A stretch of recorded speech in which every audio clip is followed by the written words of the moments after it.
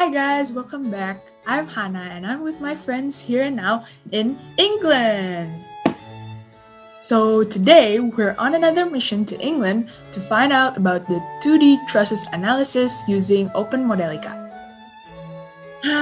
England, home of the Queen, home of afternoon tea, and also home of the London Bridge. But this time it's not falling down. So let me tell you why we're in England. Why England out of all the countries there are in the world? Well, because our mission today is to find out about how to solve the 2D truss analysis using Open Modelica. And what more is it a better way to find out than by looking at it yourself? Because the London Bridge is one of the many applications of the trusses. So let's find out about the trusses today in England by looking at the London Bridge itself. Okay, so this here is the example of the truss analysis that we're going to do. So the members of the truss shown in the accompanying figure have a cross-sectional area of 20 centimeter and are made of aluminium alloy with the elasticity of 70 GPa, and using Hana calculations determine the deflection of each joint, the stress in each member, and the reaction forces. Verify your results. So as you can see, there are four trusses here, and also there is an external force in node number 4 as big as 10,000 newtons. So each truss is connected to two nodes. As you can see, truss 1 is connected to node 1 and 2, truss 2 is connected to node 2 and 3, truss 3 is connected to node 3 and 4, and truss 4 is connected to node 2 and 4. So what are the first steps if we want to find the stress in each member and the deflection and also the reaction forces?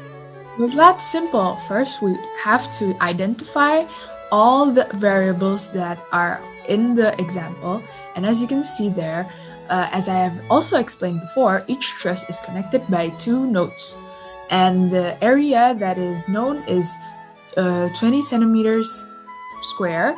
The elasticity is 70 GPa, the number of trusses is 4, the force is 10,000 newtons at 0.4, the boundary condition is a fixed support at 0.1 and 0.3. So after we've already known all of the variables, let's move on to the next step, and also let's move somewhere else. Wow, look! Now we're in Buckingham Palace.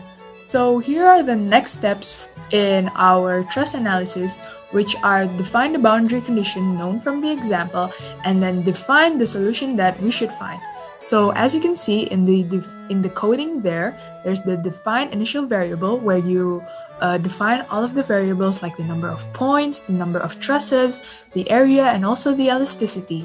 And then we also have to define the connection or the nodes, which also I have explained before. So for truss 1 is connected by node 1 and 2, truss 2 is connected by node 2 and 3, truss 3 is connected by node 3 and 4, and truss 4 is connected by node 2 and 4. Next, we have to define the coordinates. On the previous photo, we have already gotten the coordinates for each truss, which are 0.0 for truss 1, 1.5.0 for truss 2, and then 0.1 for truss 3, and then 1.5.1 for truss 4. And then we have to also define the boundary condition and then also define the solution, which is in the coding that is here, right there. So let's move on to the next. Oh my god, guys, guess where we are? I forgot that we're in England, which is home to the famous rock band The Beatles. And this is Abbey Road, the famous album cover for their last album. So here we're gonna find out more about the next steps for our truss analysis.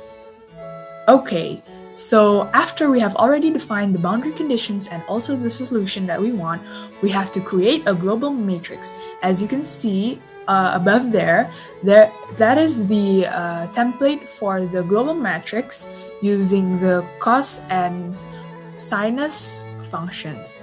And then we can apply those functions to our matrix, which you can see in the left there. using an algorithm, and there we also have defined a much simpler matrix for using the sinus and cosinus. And then after we have applied the cosinus and sinus matrix, we have to convert it into a global matrix format, as you can see right here. Okay, so let's move on to the next step. Wow, now we're in the hustle and bustle of the underground of London, and we're in Baker Street, home to the famous Sherlock Holmes. So after we have already created the global matrix, the next step is to apply the boundary conditions known from the example to the Trusses problem, as you can see above there. After that, we have to find the displacement and reaction force of the trusses using linear algebra functions that we have put into an algorithm using Open Modelica. After that, we can minimize the error by eliminating the float error, as you can see right there. After we have done minimizing the error and also finding the displacement and reaction force, we just have to click Run. And then we will find the result that we want, which is the graph for the reaction force and also the displacement. Let's look at the graph. Okay, so as you can see here, that right there on the top is the displacement chart, and here below we can see the reaction force chart. That was easy, wasn't it? And because we have already found the graph for the displacement chart and the reaction force chart, that means that our mission here in London is over, guys! Yay! Before we finish off this mission, that little guy there found a little souvenir. Another minion ball! Yay! And today's minion ball, we have a little cute girl minion! Yay! So I think our missions are already starting to come to an end, but stay tuned because we have one more special mission that we have to go on. So see you soon. Bye guys!